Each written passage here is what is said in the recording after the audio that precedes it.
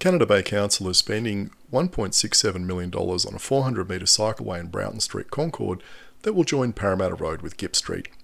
The project is mainly funded by a grant from the RMS.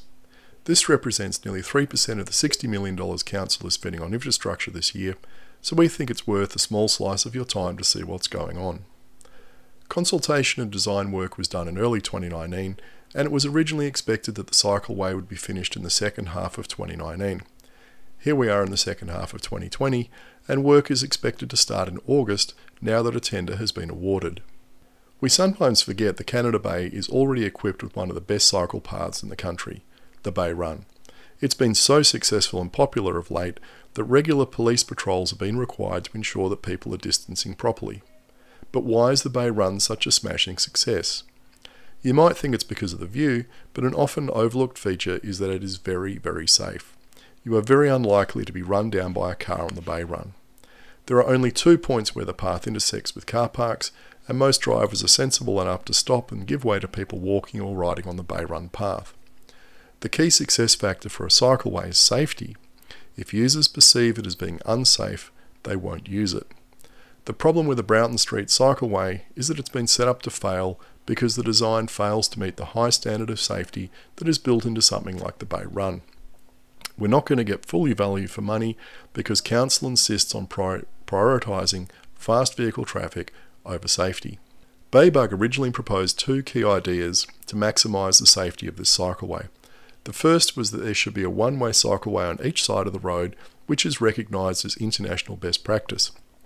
In fact, it's twice as safe as a bidirectional cycleway. The second was that each intersection crossed by the cycleway should be protected by giving pedestrians and cyclists priority over vehicles. Both recommendations were rejected by Council.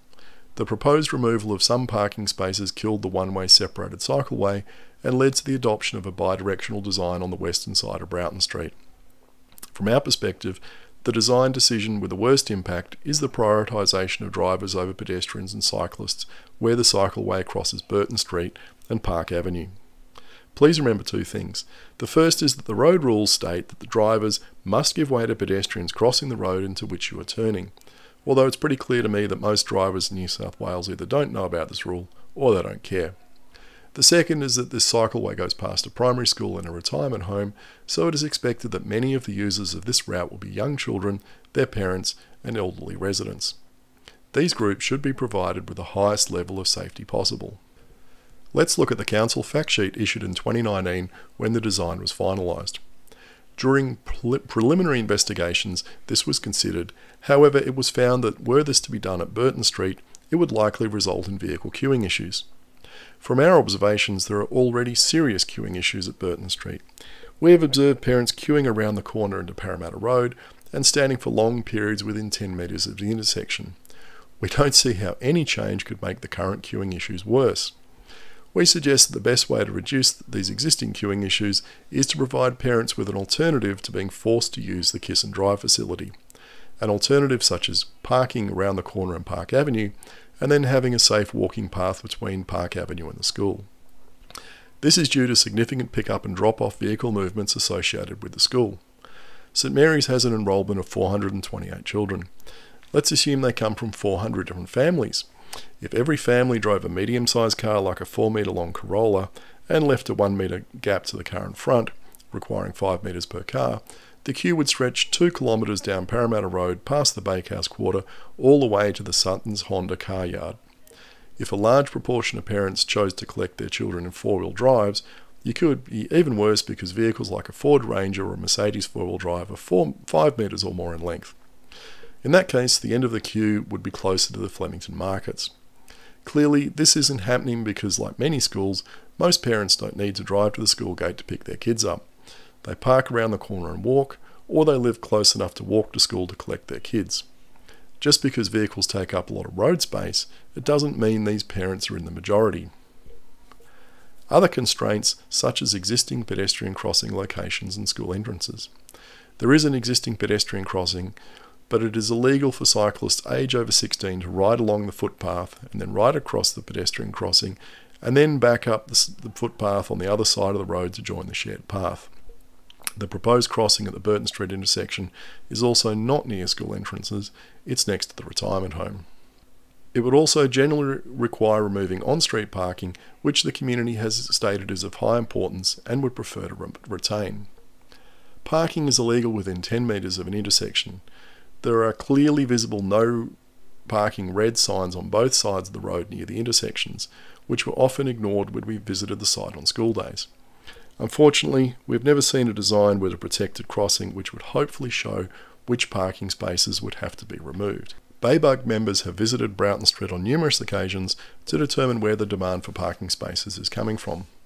The main demand appears to come from parents dropping off and collecting children from St Mary's Primary School. When all the spaces in Broughton St are taken, parents either park in Park Avenue or queue up around the corner into Parramatta Road. These spaces are in high demand around 3 p.m. every school day, but are largely unused outside those hours. Park Avenue, as opposed to Burton St, is usually less than half full. This is not an issue about a shortage of parking. You can see there's heaps of parking in Park Avenue. It's an issue of convenience. People don't want to walk from over here, less than 100 metres, up to there. The revised concept plan retains curb extensions. Unfortunately, curb extensions do nothing to change the modal hierarchy. They're a bit like putting lipstick on a pig. This minimises the crossing distance for pedestrians and cyclists, maximises sight lines and constrained vehicle speeds. This misses the point. An unsafe crossing is an unsafe crossing regardless of the crossing distance. This pedestrian crossing in 5 Dock is safe not because it has curb extensions, it is safe because it is a raised pedestrian crossing. The main problem with curb extensions is that they fail to force drivers turning into these side streets to give way, as is required by law. We've also seen the way some parents drive around schools at pick-up time. We have no confidence whatsoever that curb extensions constrain vehicle speeds. We can't understand why Council has decided to prioritise drivers queuing up outside St Mary's over vulnerable road users. Now let's have a quick look at some plans that have been published by Canada Bay Council or the state government and see how this Broughton St design aligns with these plans. The first is the Council's Smart City Plan, which is all about making the City of Canada Bay environmentally responsible, inclusive, engaged and easy to get around. Does this plan align with the design? No. How about Council's Local Movement Strategy, which is targeting a 29% reduction in car use in the Burwood precinct, an area which covers the cycleway? On page 7, there's some specific objectives such as managing the impact of traffic and parking by enhancing movement of vehicles other than private cars, including walking, cycling and public transport. Promoting walking and cycling for local trips by upgrading walking and cycling facilities to improve everyday access within neighbourhoods, including links to foreshore bushland parks and centres. Does this design fit in with this strategy? No. The Local Movement Strategy also notes that the 2021 Road Safety Plan includes priority actions such as creating a livable and safe urban communities, and this involves safety upgrades at intersections and safety integration in the bicycle network programs. It also sees the adoption of the Safe Systems approach, which looks at safe roads and intersections. We contend that the decision by Council to deprioritise pedestrians and cyclists in Broughton St is a complete reversal of this approach and policy. Then there's the draft Local Planning Strategy Statement that states we should reduce car reliance and some roads could have dedicated bike lanes. It also notes that walkable communities are safe, healthy, creative, culturally rich and socially connected. Yet the design for Broughton St ignores this priority and instead reverses it. So it's another fail. On page 53 of the LPS it says, Council recognises that there is an urgent need to reduce greenhouse gas emissions to minimise human-induced climate change impacts. A key way Council can make a difference is encouraging cycling and walking by developing a connected, user-friendly active transport network. Except this design encourages car use rather than cycling and walking, so it's not going to reduce greenhouse gases, is it? Priority 17 of the LPS relates to the delivery of high-quality open space and recreation facilities. Demographic change will require open space and recreation facilities to meet the needs of older people, children and families and young people. However, has anyone ever thought about how old people, children and young people are supposed to travel from home to an area of open space such as Goddard Park or Queen Elizabeth Park, which are just down the road? a shared path with pedestrian priority at Broughton Street and Park Avenue intersections sounds like the perfect answer. Or does Council think that the residents of St Mary's who are still reasonably mobile should drive to Goddard Park instead of walking a short distance? The Canada Bay Local Environment Plan 2013 states that it's to promote sustainable transport, reduce car use, and increase use of public transport, walking and cycling. Except again, the LEP and the design don't meet up. Given that the LEP has zoned all of the buildings along Parramatta Road as having a floor space ratio between 1 and 2, it seems obvious that the car yards and so on either side of St Mary's will soon be replaced with apartment blocks, and the residents of these blocks will need a safe route to walk to the nearest open green space. Yet the current design for Broughton Street torpedoes that approach. Then we have the Council's Disability Inclusion Action Plan, which is all about raising awareness of the needs for people with disabilities, celebrate the diversity of our community, and improve opportunities for people to move around our city. The fact sheet that goes with this states the plan will be integrated with Council's delivery program so that the inclusion of people with a disability is considered at all levels of planning for facilities, services, programs and activities. Well, can Council honestly say that prioritising vehicles at the road crossings over that of disabled peoples improves the opportunity for the disabled to move around our city, or that the inclusion of people with a disability was considered when the design was done, particularly when there's a retirement home right next door and there's probably a lot of people there who have movement problems. Now we get to the Burwood North Metro Station, which is going to be built a block away at the corner of Burwood and Parramatta Roads. Transport for New South Wales modal hierarchy aims to ensure that station plans give highest priority to the most efficient and sustainable access modes. Pedestrians and cyclists are the highest priority access modes, followed by buses and taxis, kiss and ride, and lastly park and ride. Now, how does this strategy match with the Broughton Street design? Well, it doesn't. Council's approach to sustainability in active transport is to turn this modal hierarchy on its head and give kiss and ride priority over pedestrians and cyclists. The modal hierarchy recognises transfers to sustainable modes such as walking and cycling as the most important modes. These modes are cost-effective, equitable and accessible, whilst typically requiring the least amount of space.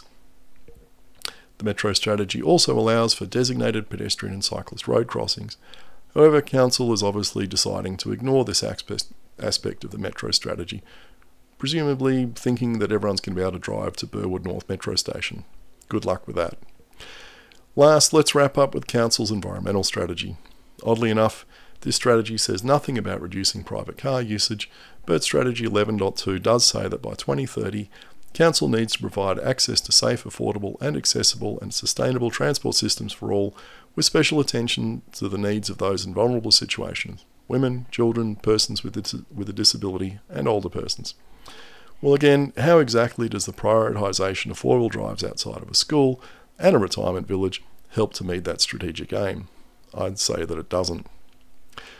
We do think there is time to modify the road crossings at Burton St and Park Avenue to reverse the modal hierarchy and put pedestrians and cyclists at the top.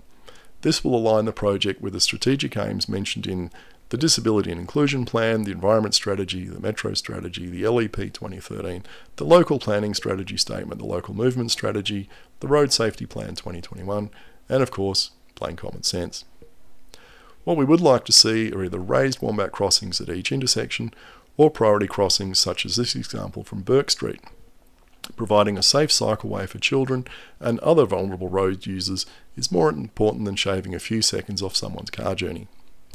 Thank you for taking the time to watch.